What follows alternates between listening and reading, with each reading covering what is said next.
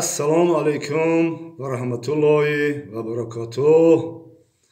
Бародарони қандим, ҷавонони муҳтарам, навасҳои қанди бобош, рӯзи Сайюдул Айёмро ба тамоми мардуми сарбаланди Тоҷикистони азиз, ба тамоми ғарибо, муҳоҷиро, мусофиро табрику таҳният мегӯм ва хоҳони он ҳастам, ки خدای مهربان تمام غریبا را، مسافرا را، مهاجرا را خدای مهربان در پشت پناه اسمتی خودت نگهبان باشی، رزق روزیشون از زیاده و زیاده تر بگردانی، باز انجام کار، باز انجام مهاجرتی مهنتی، باز انجام غریبی با سری بلند و تنی ساعت مغزی سالم و فیض برکت دستی پر با خاندان و تاجیکستان عزیز سربلند برگشتن نصیب روزیشون بگردانی.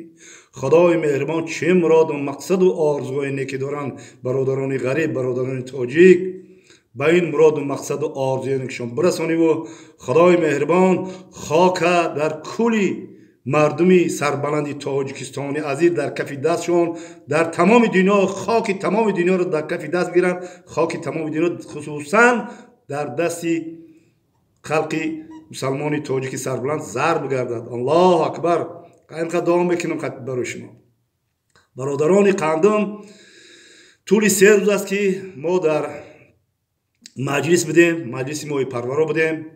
در اونجا نماینده های از مملکت ترکیه، از جمهوری برادری ازبکستان، از جمهوری برادری ارمنستان، از جمهوری برادری قرغیزستان، قزاقستان، از جمهوری برادری آذربایجان، از جمهوری برادری ارمنیا در اونجا یک نشستی موی پرورا بود با یک ارگانیزاسیون فاو میگفتن. ما اونجا خیلی در اونجا اشتراک کردیم، خیلی نوآوری ها شنیدیم، خیلی درس ها گفتن، خیلی تجربه های خود را به ما آموختن.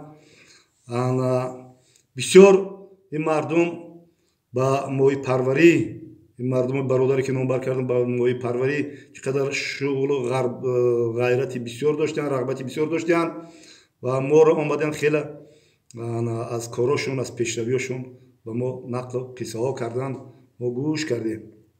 خاطر رسان میکنم که در این نشستی موی پرورا رئیسی کویده موی تاجیکستان محترم نعیموف میرالی رئیسی میکرد. در اینجا خیلی یک شکوه و شماحتی تاجیکانه خطی گذاشت.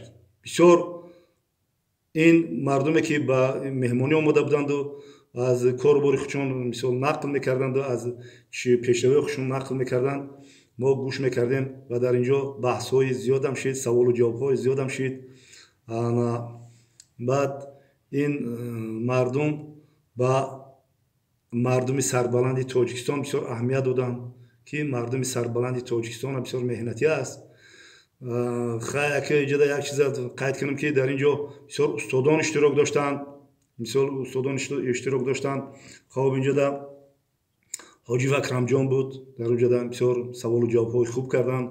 در اینجا بود بابای ابراهیم حاجی جان از وحدت، از فریل وحدت بود.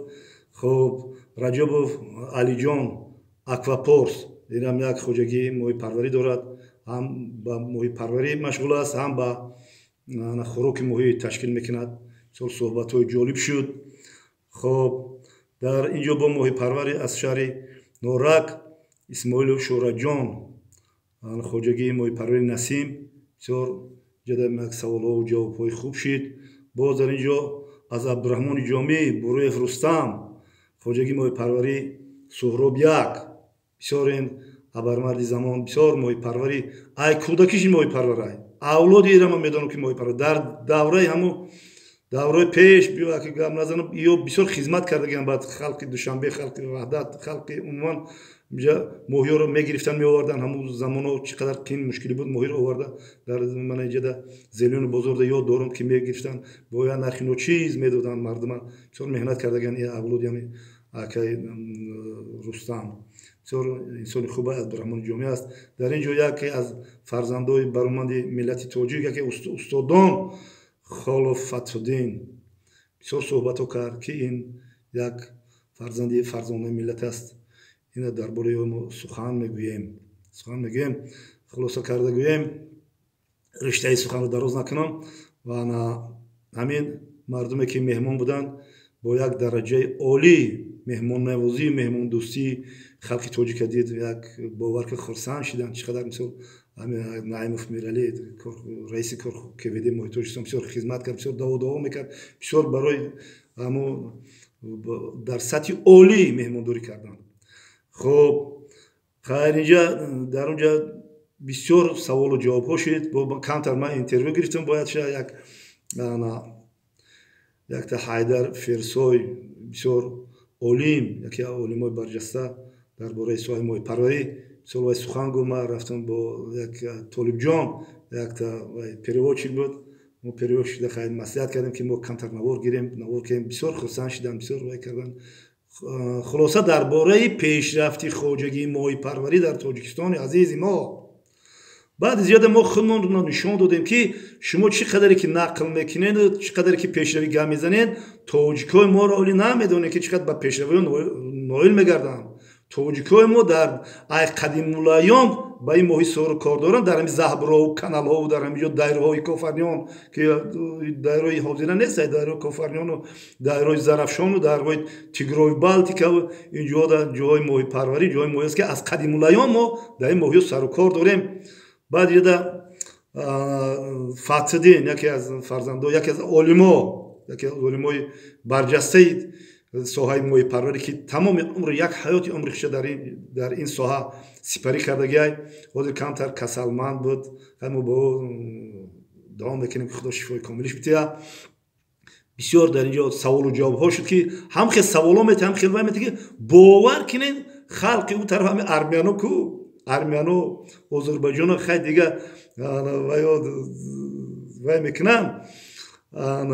вақте ки суҳбат мекунад ами Фатҳиддин ҳамин хел то метавад, ҳамин хел гап мезанад, ҳамин хел дар бораи як олим ки ҳайрон мемонанд ки тоҷико мо гузаштагӣ бидиҳанд. ҳақиқатан мо таърих дорем, мо фарҳанг дорем, мо миллат дорем, мо дин дорем, мо ислом дорем, мо мазҳаб дорем, мо ба ҳамаи чӣ қодир ҳастем, мо ҳамаи корро метавонем кардан.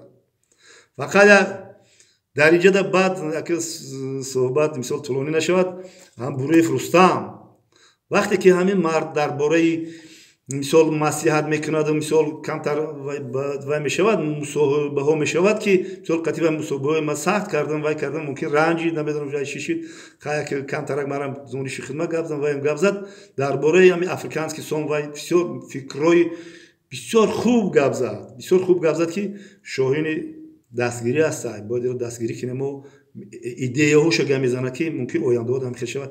ин фурсат камай ман мисол дар бораи ин абармарди замон гап мезанам. офарин ба ин хел моҳипарваро ба монанди мисол акай Рустам, акай Иброҳим, акай Алиҷон бисёр вай хуб суханронӣ мекунанд. дар инҷо Ҳоҷиф Акрамҷон бисёр саволу ҷавобҳои бисёр хуб кард. дар инҷо холу Фатҳиддин камтар гилаерам кард.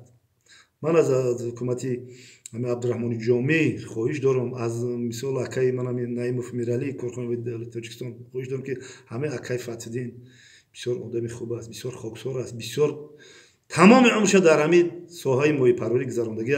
хоҳиш мекунам ба ҳамиҳо бояд хоҷагии моҳипарварӣ як ташкил кардам дар кор. беғарзи бо вай мисол ниятош некард, бисёр хуб бо мисол шулук аст ки шулукҳое ки мисол барои табобатӣ ин мутахассис ҳам шулукҳоро оварда дар инҷа вай мекунад.